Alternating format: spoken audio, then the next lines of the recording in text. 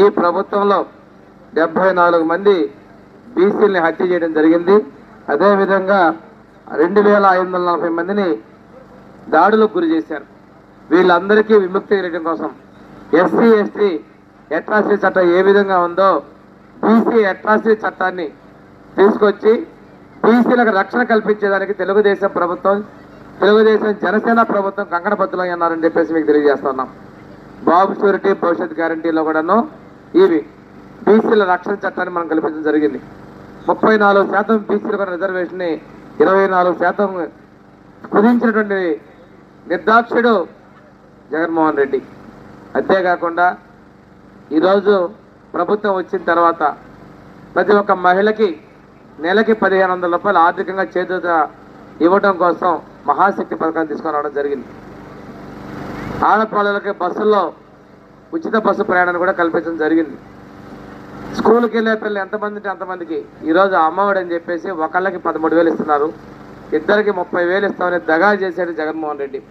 మన ప్రభుత్వంలో తెలుగుదేశం జనసేన ప్రభుత్వంలో ఎంతమంది పిల్లలు చదువుకుంటే ఇద్దరుంటే 30,000, 37, 40, ముగ్గురుంటే 45,000, నలుగురుంటే 60,000 ఇవ్వడానికి మన ప్రభుత్వం మేనిఫెస్టో ప్రకటించడం కూడా మీకు తెలియజేస్తున్నాం.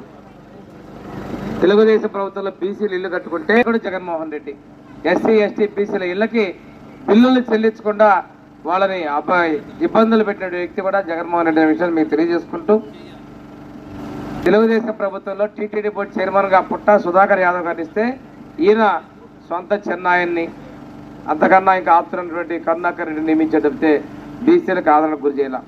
నీకున్నటువంటి సలహాదారులు 100 మందిలో కూడాను అందరూ మీ రెడ్డి సోదరులే ఉన్నారు తప్పితే ఇక్కడ ఉన్నటువంటి ఒక బీసీ కానీ ఒక ఎస్సీ ఎస్టీ కానీ అవకాశం ఇవ్వలేదని కూడా ప్రజలు గమనిస్తూ ఉన్నారు.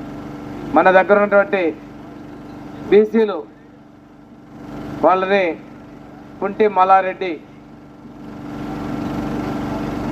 వర్గంగా గుర్తించాలని చెప్పి లోకేష్ బాబు గారి దృష్టికి తీసుకెళ్ళడం జరిగింది యువగలం పాదయాత్రలో. వారు కూడా దీనికి సానుకూలంగా చర్యలు తీసుకుంటామని చెప్పడం కూడా జరిగింది. అంతేకాకుండా ఈరోజు మన దగ్గర ఉన్నటువంటి కుల వృత్తులు కుమ్మరికి, అదేవిధంగా నాయి బ్రాహ్మణులకి, రజకులకి మనం వాషింగ్ మిషన్లు కూడా ఇచ్చాం.